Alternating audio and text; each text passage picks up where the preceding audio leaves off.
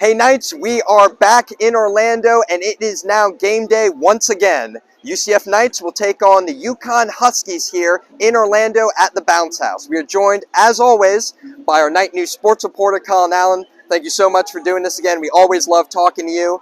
It is game day, but this season admittedly has had its ups and downs. It has its peaks and valleys.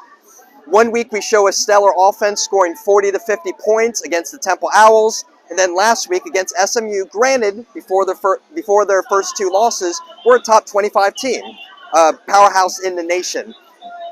What are we not doing that's not making us consistent like we do in the games we're able to put points on the board?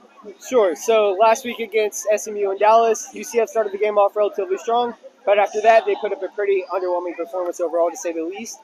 Primarily, it was UCF's defense that struggled to stop SMU's offense, that produced over 600 total yards of offense. Nearly 400 of those yards came through the pass game, and over 200 of those yards came through the run game. So fortunately for UCF, its defense will be facing a UConn offense that struggled to get much of anything going up to this point this season. And as we were talking off camera, this week could be a good bounce-back week for the Knights and get another win in the column. We're already qualified for a bowl game, and it does not look like we'll be playing for a conference title. But there's still much to play for. It could be a bounce-back week, but if there are any disadvantages that could be for the Knights that UConn's been doing well, admittedly not having the best season, what is UConn doing decently on the offensive and defensive side of the ball if the Knights don't watch out for could cost them another game? Yeah, sure. So, UConn's really struggled to play football in all aspects this season. It's pretty much a rebuild mode for them, sitting at a record of 1-9. However, they do have a bright spot under center with their sophomore quarterback, Stephen Krajewski, who's shown to be a threat both with his arm and his legs. In UConn's lone win versus Yale, Krajewski threw for 2 touchdowns and nearly 200 yards. And on top of that, he ran for a 20-yard touchdown, showing off his legs. But, if UCF's defense can't contain Krajewski tonight, he should have no problem controlling the matchup against the struggling UConn offense. Now, the Knights, while they haven't been consistent in some areas of their game, offensive and defensively, the running game has been pretty good, usually going above 100 yards rushing, either with Isaiah Bowser or for any other member on the UCF offense. We don't know if Dylan Gabriel is going to return this season. He has been spotted practicing this week, but we have to assume that Mikey Keene will take it through these next couple games at home. What are we doing good on offense, and what are some things we need to clean up going into these last 2 games of the regular season?